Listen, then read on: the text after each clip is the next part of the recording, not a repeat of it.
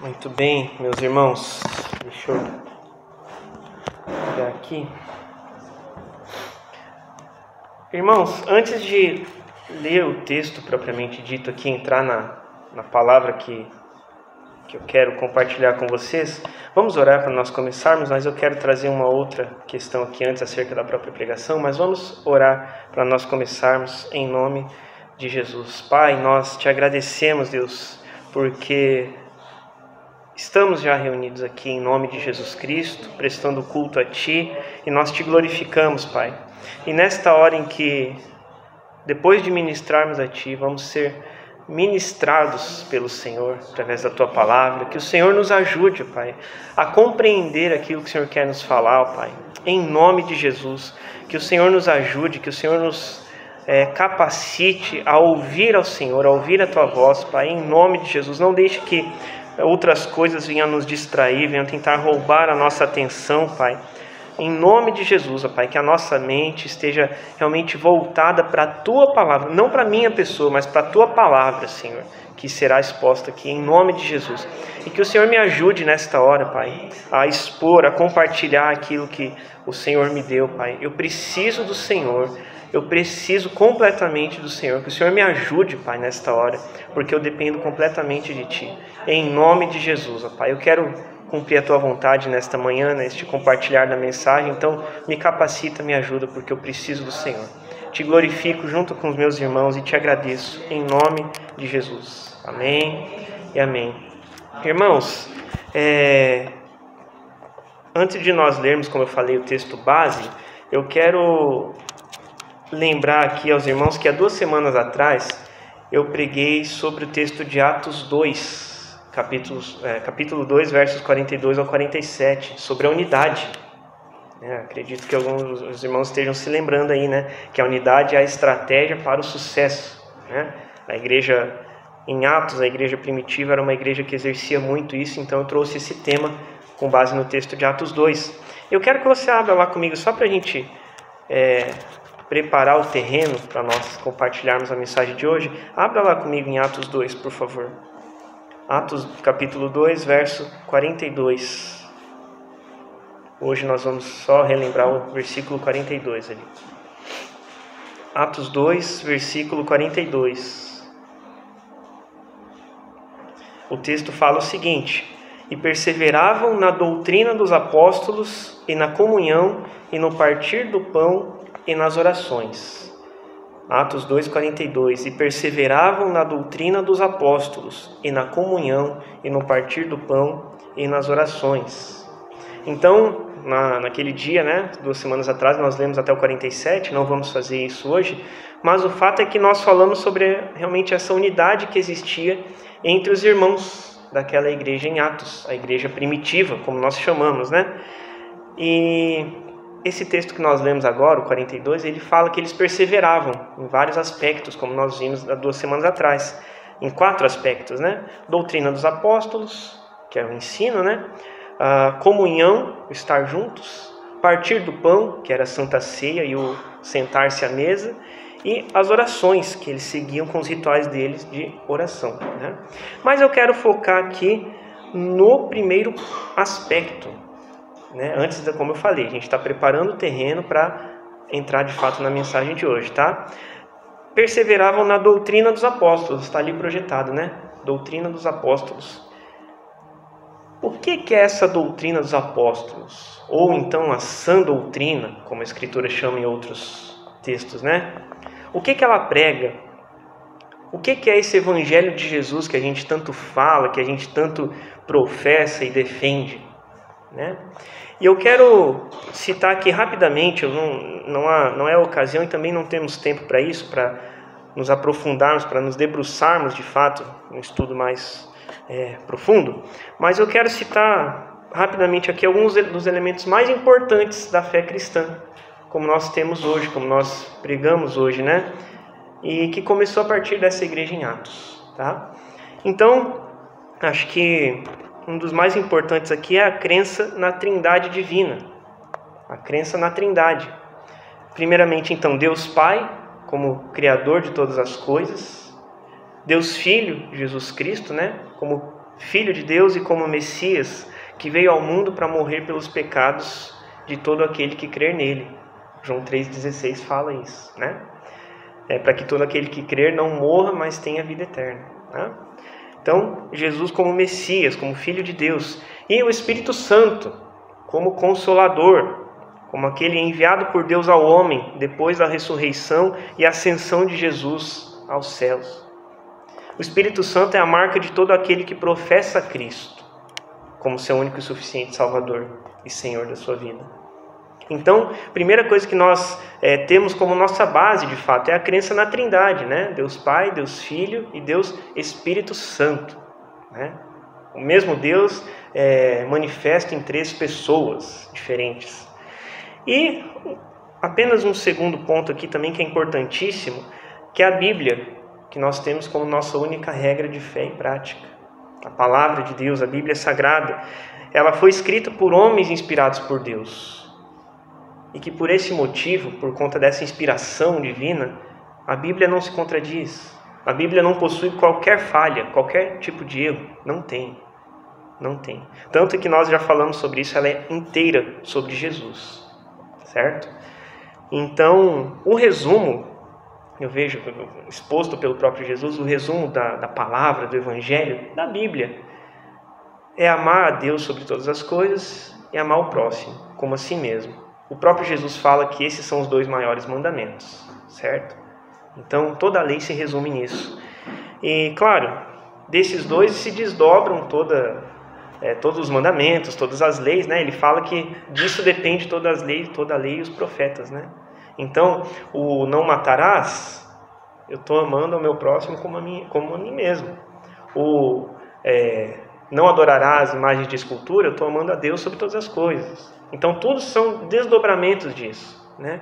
Então, eu queria só destacar esses 2 principais pontos, que é o que a gente, assim, de forma bem resumida, tá? É o que a gente entende sobre essa sã doutrina, o ensino que os apóstolos transmitiam na igreja primitiva, aquilo que a gente professa hoje como a nossa base, né? Do nosso relacionamento com Deus. Então, basicamente é isso, né? O Evangelho de Cristo seria basicamente isso. Então, a gente entendendo isso, eu quero que você vá lá comigo, por gentileza, agora no texto de 2 Timóteo, segunda carta de Paulo a Timóteo, no capítulo 4. Segunda carta de Paulo a Timóteo, no capítulo 4. Nós vamos ler os versículos 2 ao 4.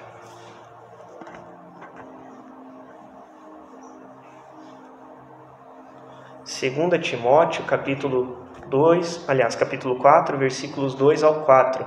E o texto nos fala aqui o seguinte: pregues a palavra, instes a tempo e fora de tempo, redarguas, repreendas, exortes com toda a longanimidade e doutrina, porque virá o tempo em que não sofrerão ou não suportarão a sã doutrina, mas, tendo comichão nos ouvidos, amontoarão para si doutores e mestres, conforme as suas próprias concupiscências, e desviarão os ouvidos da verdade, voltando-se às fábulas. Nós já oramos, já entregamos este momento ao Senhor, e eu glorifico a Deus porque Ele encaminha todas as coisas, né? No finalzinho do estudo da IBD agora, eu vi que o irmão João Batista acabou precisando sair ali, né? Ele falou sobre esse texto, sobre Timóteo, né? Para pregar a palavra, porque em todo tempo, né? Em tempo e fora de tempo, justamente citou isso, porque com o tempo as pessoas não suportariam e começariam a arranjar pessoas para embasar, para justificar o pecado. Basicamente é isso que ele está falando. Eu vou citar isso um pouquinho mais adiante. E eu quero então, irmãos, com base nisso, eu preparei um terreno, digamos assim, para a gente entender o que é a sã doutrina, o que é, de forma bem básica, o Evangelho, que é o plano de salvação do Senhor através de Jesus, para a gente falar sobre esse tema aqui, rapidamente, sobre a apostasia. Apostasia, o engano da apostasia é o título desta mensagem. A apostasia, de forma bem simples, né, é um engano, irmãos, é um mal que anda ao nosso redor, que a gente precisa fugir, e de forma bem simples, eu peço que você preste atenção nisso, por favor. A apostasia é o abandono da fé. A apostasia é o abandono da fé, de uma forma deliberada, de uma forma proposital. Quer dizer, quando o indivíduo dá as costas à fé, ou então quando ele desvirtua essa fé, quando ele corrompe o que aquela fé diz, né, professa, e cria mentiras a respeito dela. E essa semana, irmãos, eu fiquei um tanto entristecido, porque eu assisti alguns vídeos de um ex-integrante, na verdade é sobre, por causa do rapaz mesmo, né, desse irmão, mas eram uns vídeos de algumas aula de voz, né, aula vocal, e que ele desempenha lá. Eu assisti esses vídeos desse rapaz, que é um ex-integrante, aliás, de um grande ministério de louvor do Brasil. E esse irmão, ele saiu desse ministério há vários anos, né? E tem uma música que ele cantou lá muitos anos atrás, tem uma gravação. Essa música falou muito e fala comigo ainda hoje, através da vida desse irmão que canta essa música. E esse irmão saiu desse ministério há vários anos, e eu encontrei informações ali, pesquisando um pouquinho a respeito dele, que ele mudou completamente a sua vida depois disso, depois que ele saiu. Ele virou ateu, ele começou a adotar práticas homossexuais, ele rejeita falar sobre o passado que ele viveu no ministério de louvor ali em questão, que ele fazia parte. E sinceramente isso me entristeceu bastante. É claro, não é alguém que eu conheço pessoalmente, mas é alguém usado por Deus para ministrar a minha vida. Eu posso dizer isso através da música. E ver que esse irmão, ele caiu no engano da apostasia, virou um apóstata, aquele que rejeitou a fé, que abandonou a sã doutrina, é muito triste. É muito triste abandonar a fé que ele professava até então, né? De Jesus Cristo, de crer na Trindade, Pai, Filho e Espírito Santo, de crer na Bíblia como único manual de vida, única regra de fé e prática. Apostatou da fé, abandonou a fé, a sã doutrina. E a gente entende com isso que alguém que se declara ateu, né, que não acredita em Deus, né, então Jesus Cristo e toda a sua obra, em determinado momento da vida dele, passaram a simplesmente não existir no coração, na vida dele, né? Na realidade dele. Passou a rejeitar, virou um ex-cristão. Ex-cristão. Que triste, né? Ex-cristão. E hoje a gente tem muitos ex, né? De certa forma, vamos colocar assim, muitos ex, né? Hoje tem, quando acontece um divórcio, tem ex-esposa, tem ex-funcionário, né? Tem ex-cristão agora, ex-amigo. Tem até, não se escandalizem, por favor, tem até ex-homem. O ser humano está passando por tantas deformações, até no próprio exterior. Hoje existe até ex-homem, ex-mulher, né? Que muda a sua biologia física, pelo menos. Então hoje tem muitos ex, né? E muitos desses ex que existem são resultados dessa própria apostasia, praticada por muitos que seguiam a Cristo até determinado momento da sua vida.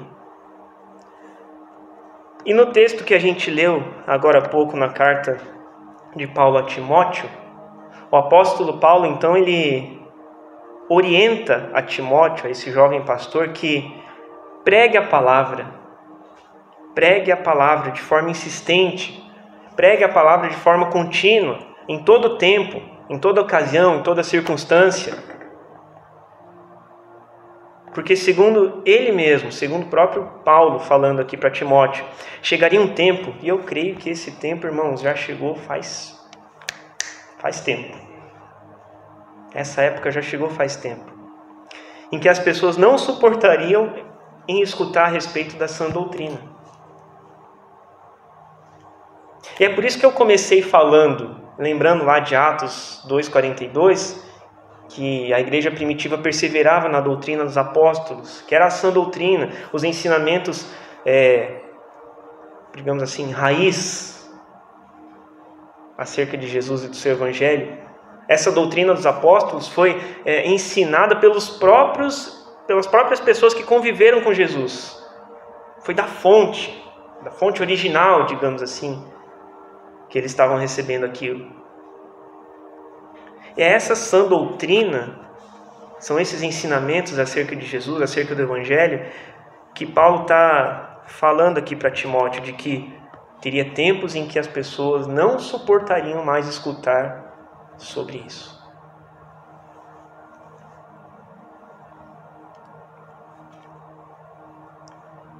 Os ensinamentos, as verdades, as palavras de Jesus faria com que as pessoas tivessem coceira, comichão nos ouvidos. Ou seja, traria a elas incômodo, traria a elas confronto, traria a elas juízo, incômodo. Traria a elas ali um momento de um incentivo, uma exortação de abandonar o pecado, de seguir para uma mudança de vida. E porque eles não aguentariam escutar isso, seria pesado demais para eles ouvirem isso, eles cairiam no engano da apostasia, se desviariam os ouvidos da verdade, está projetado ali. Porque o confronto seria muito grande de ficar ouvindo a verdade, ao mesmo tempo em que se vive uma mentira. E aí onde acontece a queda de muitos no engano da apostasia, do abandonar a fé. Mas, meus irmãos, não vamos pensar que isso só aconteceu tempos após a vinda de Jesus, porque aqui Paulo falando a Timóteo, não sei precisar, não foi atrás dessa informação na verdade, de quanto tempo havia se passado até das palavras de Jesus até a carta a Timóteo. Mas isso não aconteceu só depois desse tempo, só quando Paulo estava falando aqui. E na verdade ele estava alertando que chegaria um tempo, né? Mas na verdade, irmãos, basta apenas nós abrirmos ali nos 4 evangelhos. Mateus, Marcos, Lucas e João. Para nós vermos que isso já aconteceu diante do próprio Jesus. Pessoalmente. Quando ele pregava sobre o reino de Deus. Basta apenas a gente se lembrar de quantas passagens ali com a reação dos fariseus, com a reação dos líderes religiosos a cada sermão de Jesus. O desejo deles era prendê-lo, o desejo deles era matá-lo. Eles ficavam confabulando, planejando ali no canto como que eles iam matar Jesus, prender e matar Jesus. Porque eles queriam que Jesus parasse de falar as verdades que ele estava falando, aquilo estava incomodando. E para a gente ver uma situação clara dessa apostasia durante o ministério de Jesus, diante do próprio Jesus, abre lá comigo, por gentileza, em João capítulo 6, Evangelho de João capítulo 6, a partir do versículo 60, por favor. João capítulo 6, versículo 60. A partir do 60, né? João capítulo 6, Evangelho de João, né? Capítulo 6, versículo 60. Então o texto nos fala ali o seguinte, depois de um longo debate ali, se os irmãos lerem ali, vamos ver, a partir do versículo 22. A partir do versículo 22 acontece ali um longo debate entre Jesus e os fariseus, e os mestres da lei. E depois desse debate, a partir do versículo 60, então, o texto nos conta o seguinte: muitos, pois, dos seus discípulos, ouvindo isso, disseram: duro é este discurso, quem o pode ouvir? Sabendo, pois, Jesus em si mesmo que os seus discípulos murmuravam a respeito disso, disse-lhes: isto vos escandaliza? Que seria, pois, se vissem subir o Filho do Homem para onde primeiro estava? O Espírito é o que vivifica, a carne para nada aproveita. As palavras que eu vos disse são espírito e vida. 64. Mas há alguns de vós que não creem, porque bem sabia Jesus desde o princípio quem eram os que não criam e quem era o que o havia de entregar. 65. E dizia, por isso eu vos disse que ninguém pode vir a mim, se por meu Pai não lhe for concedido. Desde então, muitos dos seus discípulos tornaram para trás e já não andavam com ele. Então disse Jesus aos 12, quereis vós também retirar-vos? Respondeu-lhe, pois, Simão Pedro, Senhor, para quem iremos nós?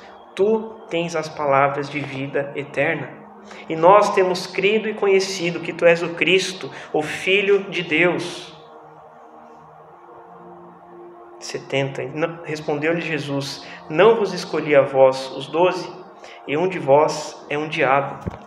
E isso dizia ele de Judas Iscariotes, filho de Simão, porque este o havia de entregar, sendo um dos 12. Então, nós vemos aqui que depois de ouvirem o verdadeiro evangelho, e esse debate aqui a partir do 22, na minha Bíblia aqui, ele está título, Jesus é o pão da vida para os que creem. Jesus é o pão da vida para os que creem. E depois de ouvirem essas palavras de Jesus, vários discípulos, vejam irmãos, presta atenção nisso aqui, não era nem os fariseus que a gente está falando aqui, eram os discípulos, lá no 66, né? Desde então, muitos dos seus discípulos tornaram para trás e já não andavam com ele. Gente, eram os discípulos que passaram a questionar as palavras de Jesus. Eram os discípulos que, por fim, depois disso, então, deram as costas para Jesus. Deixaram de segui-lo. Porque Jesus ele não tinha apenas os 12 discípulos. Os 12 eram os que caminhavam mais próximos a ele. Mas tinha mais pessoas que o seguiam. E muitos destes o abandonaram.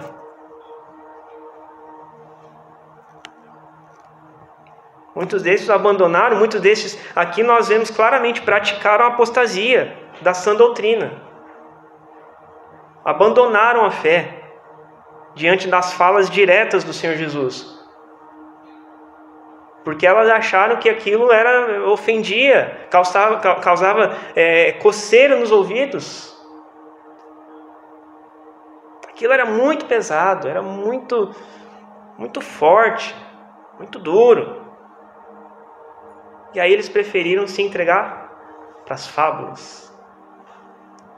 E Jesus, ainda não contente, como se não bastasse, ele chega diante dos 12, ele confronta diretamente os 12 discípulos, aqueles que eram os mais íntimos, os mais próximos, que caminharam aqueles 3 anos, todos os dias com ele. E ele chega e ele pergunta, quereis vós também retirar-vos? Vocês também querem ir embora? Tem gente indo lá embora. Vocês vão também? Era isso que ele estava falando. Era isso que ele estava falando. Mas Pedro então, no versículo ali 68, Pedro ele dá uma resposta cheia de inspiração divina a esse confronto do Senhor. Ele fala, Senhor, para quem iremos nós? Tu tens as palavras de vida eterna, e nós temos crido e conhecido que Tu és o Cristo, o Filho de Deus.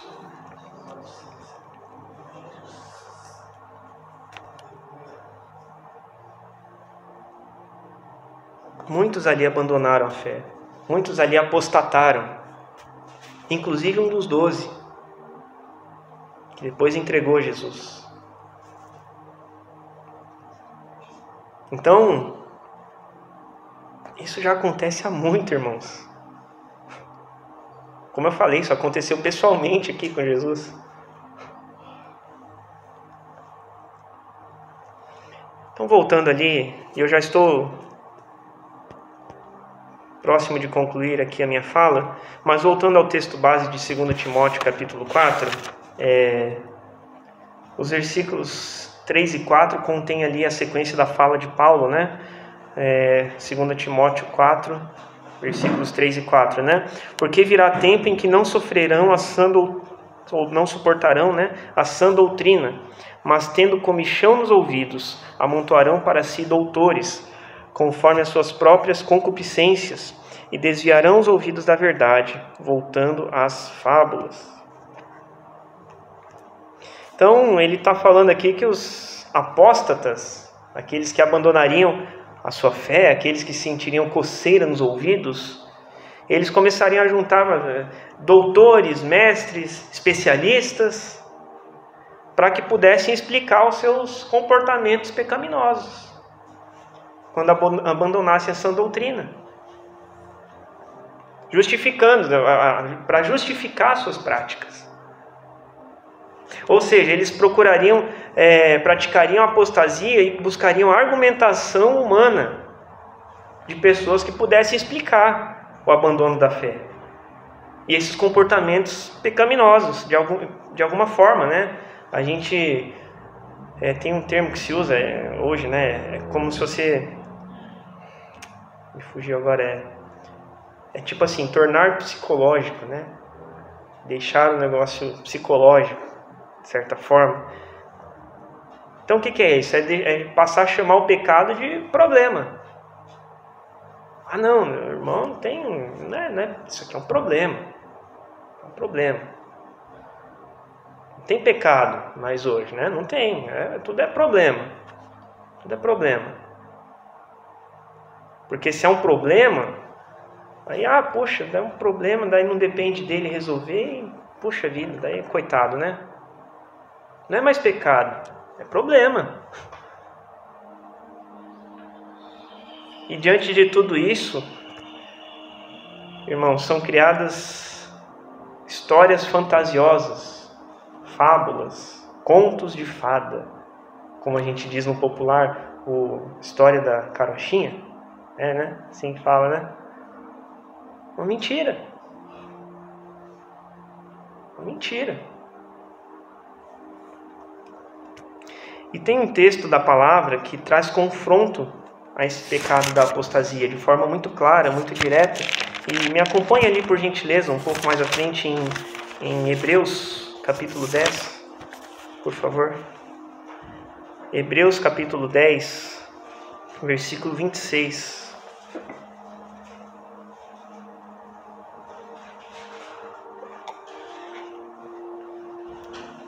Hebreus capítulo 10, verso 26.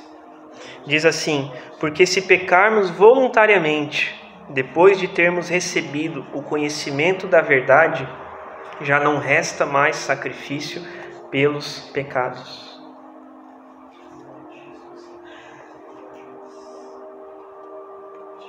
Irmãos, um dia numa determinada situação, um irmão trouxe não sobre a questão da apostasia, mas um irmão trouxe esse versículo para mim. Meu Deus, mas que temor que eu senti assim, diante de Deus. Isso faz muito tempo já, faz alguns anos. Mas porque ali eu realmente me dei conta do meu pecado. E olha como esse texto é pesado, realmente é uma palavra pesada. Porque se pecarmos voluntariamente, ou seja, porque nós queremos, por escolha própria, depois de termos recebido o conhecimento da verdade, da sã doutrina, do Evangelho, já não resta mais sacrifício pelos pecados. Então, se depois da gente descobrir a verdade da salvação em Cristo Jesus, a verdade de uma nova vida, de uma vida de liberdade e não de prisão, isso é para nós todos, irmãos. Se a gente escolhe pecar por vontade própria, já não tem mais sacrifício pelos pecados. Ela fala, não sou eu que estou falando, é a palavra. É a palavra, já não resta mais sacrifício pelos pecados.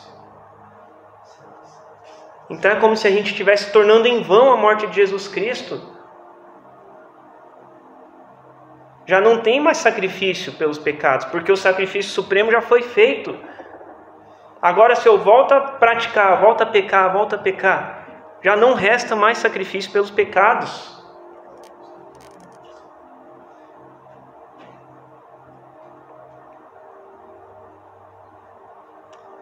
Irmãos,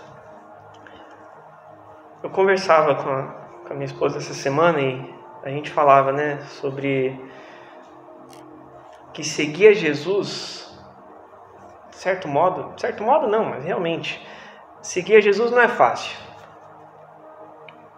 Seguir a Jesus não é fácil. É prazeroso, é a maior bênção da nossa vida, mas não quer dizer que seja fácil.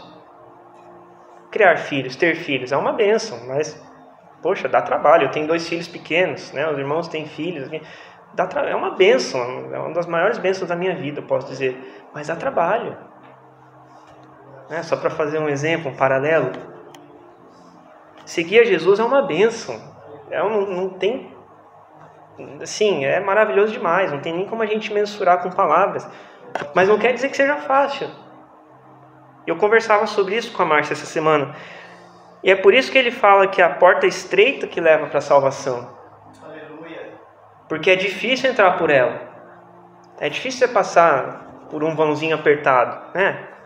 Mais fácil você passar por um local, né? Tem bastante espaço. Mas é essa porta que leva para a perdição. Onde é fácil, onde é largo, o caminho, a porta larga. Entrar pela porta estreita que é difícil. Então é fácil viver no pecado. É fácil, é confortável.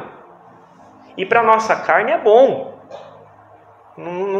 A gente tem que começar a pensar um pouco fora da caixa. Não se escandalizem com isso, por favor. Mas se o pecado não fosse bom para a carne, ninguém faria. É confortável para a carne. Então é muito fácil a gente viver no pecado. Difícil mesmo é seguir Jesus. E fazer o que ele nos ensinou. Negue-se a si mesmo, tome a sua cruz e siga-me. Isso sim que é difícil. É fácil cair na apostasia e acreditar nas fábulas, nas mentiras do diabo. É muito fácil. Difícil mesmo é viver por fé todos os dias.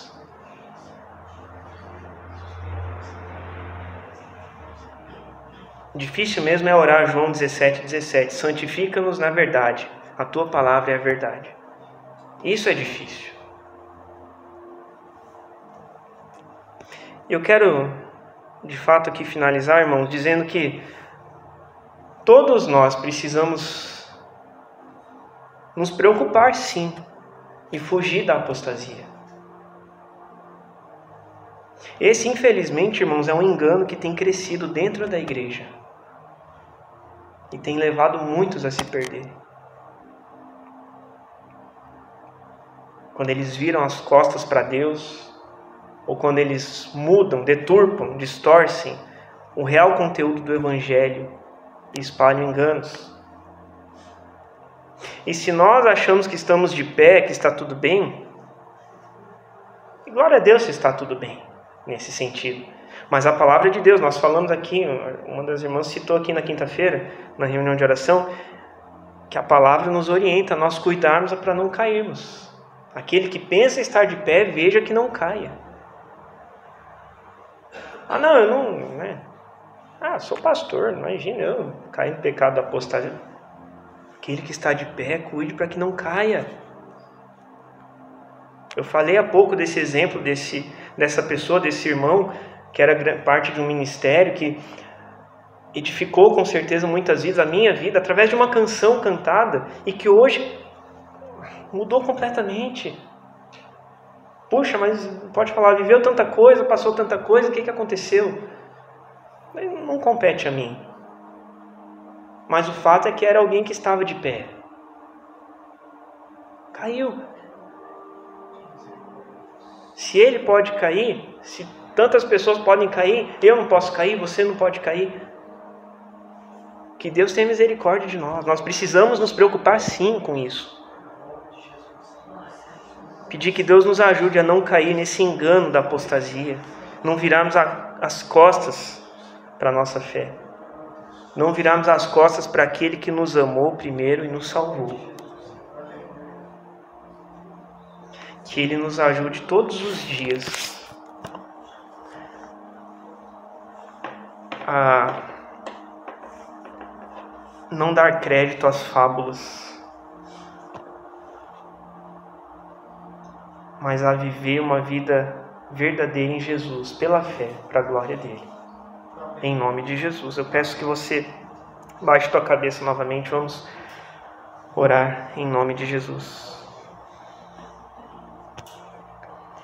Pai, nós te agradecemos, Senhor, porque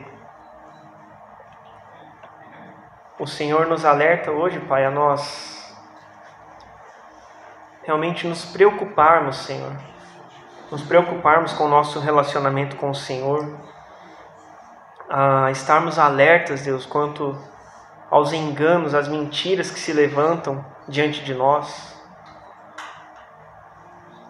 O Senhor nos alerta a nós cuidarmos para não cairmos, Senhor Deus, se hoje nós estamos de pé. E se hoje nós estamos de pé, porque o Senhor tem nos sustentado. Mas nos ajuda a permanecer firmes em Ti, Senhor, para ficarmos de pé, a não cairmos, porque se depender da nossa própria força, Senhor, que não é nenhuma, Pai, nós estamos perdidos, Senhor. Que o Senhor nos ajude, ó Pai, a caminhar pela fé no Filho de Deus que nos amou e se entregou por nós, ó Pai. Em nome de Jesus, nos ajuda a rejeitar os enganos da apostasia, nos ajuda a rejeitar as mentiras, Pai, as fábulas, as histórias, mas condiciona a nossa mente, Senhor, a dar crédito tão somente à Tua Palavra, que é a verdade. É a Tua Palavra que é a verdade. E a Tua Palavra fala acerca de Jesus Cristo, através do qual nós podemos receber salvação, através do qual nós podemos receber nova vida e vida em abundância. Essa é a verdade, Senhor. Essa é a única verdade, Deus, que nós precisamos dar crédito, Pai. Nos ajuda, Senhor. Me ajuda, ajuda os meus irmãos. E não permita que as lutas, ó Pai, venham a interferir, Senhor, a afetar a nossa fé, Deus. Mas naquelas situações em que nós estamos angustiados, nos ajuda a vencer a nossa falta de fé, Senhor. Em nome de Jesus, ó Pai, nós pedimos, nós te agradecemos, porque hoje o Senhor nos lembra, Senhor. Hoje o Senhor nos lembra para nós ficarmos alertas, para nós darmos ouvidos à Tua verdade, Pai, a palavra de Deus. Não é a palavra de homens, não é a palavra do pastor, mas é a palavra do Senhor, que nós queremos dar ouvidos, eu e os meus irmãos.